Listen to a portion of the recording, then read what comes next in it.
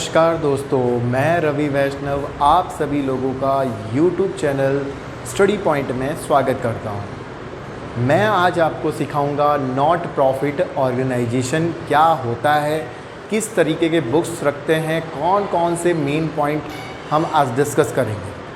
सबसे पहले मैं आपको ये बताना चाहता हूं कि मैंने अपने लास्ट वीडियो में अकाउंटिंग 12th की अकाउंटेंसी का सिलेबस डिस्कस किया था और मैंने ये बताया था कि 80 मार्क्स किस तरीके से डिस्ट्रीब्यूशन होते हैं। और आज जो फर्स्ट यूनिट है हमारी नॉट प्रॉफिट ऑर्गेनाइजेशन, जो 10 मार्क्स का चैप्टर है, ये 10 मार्क्स का चैप्टर कितना इम्पॉर्टेंट है ये आपको पता ही है।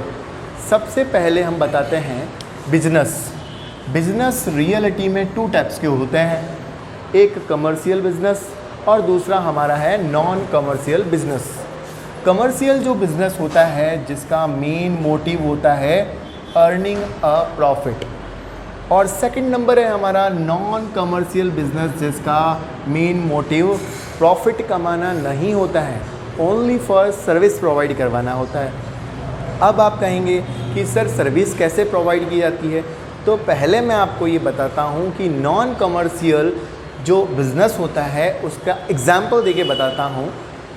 हमारे अमेरिकन बिजनेसमैन बिल गेट्स, जिसको आप सभी लोग बहुत अच्छी तरीके से जानते हैं, बिल गेट्स जिनकी एक कंपनी का नाम है Bill and Melinda Gate foundations, ये भी एक क्या है, नॉन कमर्शियल बिजनेस है। Non commercial business only for service provide करती है, जिसमें हमारे ICSI भी है, ICAI भी है।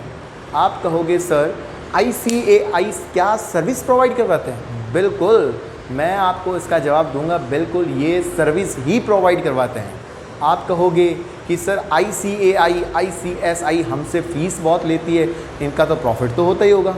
बिल्कुल प्रॉफिट होता है, लेकिन इनका मोटिव प्रॉफिट कमाना नहीं होता है। आप सभी स्टूडेंट से ये ओनली फॉर फीस चार्ज करता है, ठीक है। अब मैं आपको इसकी डेफिनेशन बताता हूँ।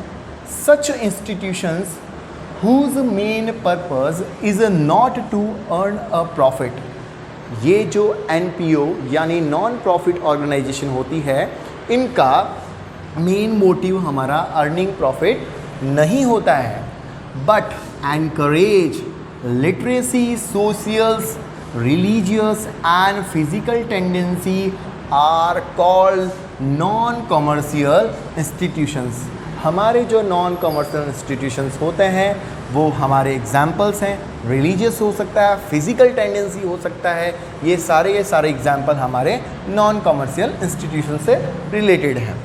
अब हमारे पास में एग्जाम्पल्स एजुकेशन इंस्टीट्यूशंस, धर्मशालाएँ, orphanage, dispensaries, libraries, temples, club, sports counselling etcetera.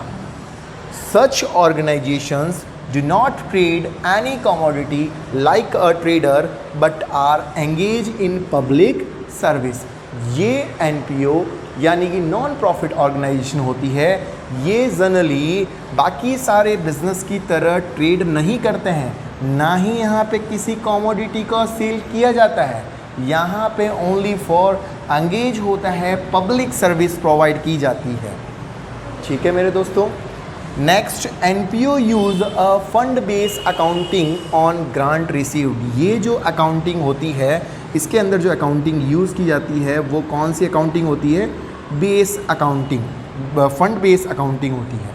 Fund base accounting क्या होती है ये हम डिस्कस करेंगे कि फंड बेस अकाउंटिंग क्या होती है, बट उससे पहले मुझे कुछ और डिस्कस करना पड़ेगा।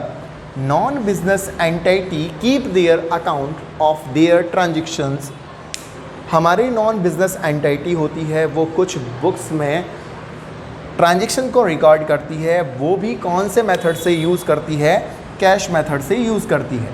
उसमें कौन कौन सी बुक्स मेंटेन करनी होती है वो टोटली हमारी नॉन प्रॉफिट ऑर्गेनाइजेशन होती है, वो 4 टाइप्स की बुक मेंटेन करते हैं। फर्स्ट नंबर है हमारी कैश बुक, सेकंड नंबर है हमारी स्टॉक रजिस्टर, थर्ड नंबर ही हमारी है मेमोरेंडम बुक्स, फोर्थ नंबर वाली जो बुक है उसका नाम है members registered books.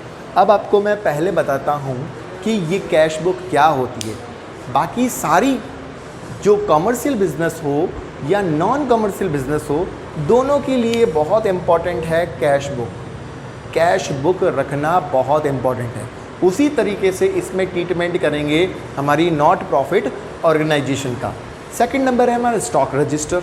Stock register वैसे तो क्या होता है, जब हमारी बिजनेस या हमारी नॉन प्रॉफिट ऑर्गेनाइजेशन के अंदर कई बार बहुत सारी एसेट्स होती है, तो उस स्टॉक को लिखने के लिए उनका एक सेपरेट रजिस्टर होता है, जिसको हम क्या बोलते हैं, स्टॉक रजिस्टर बोलते हैं।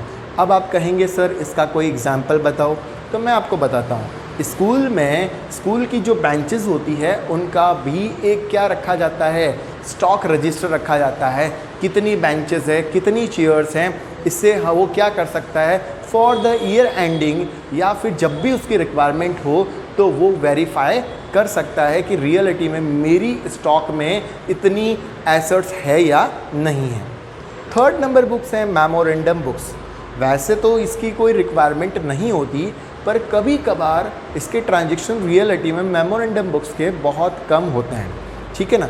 ये ओनली फॉर कभी कभार यूज़ में ली जाती है मेमोरेंडम बुक्स। हो तो भी चलेगा, नहीं हो तो भी चलेगा। नेक्स्ट है हमारा मेंबर्स रजिस्टर। क्या होता है मेंबर्स रजिस्टर? अब हमारी नॉन प्रॉफिट ऑर्गेनाइजेशंस के अंदर जो भी मेंबर्स होते हैं उन मेंबर्स का नाम लिखा होता है। वो हर ईयरली अपना क्या करती है, सब्सक्रिप्शन देती है, चंदा देती है, डोनेशन देती है, ठीक है।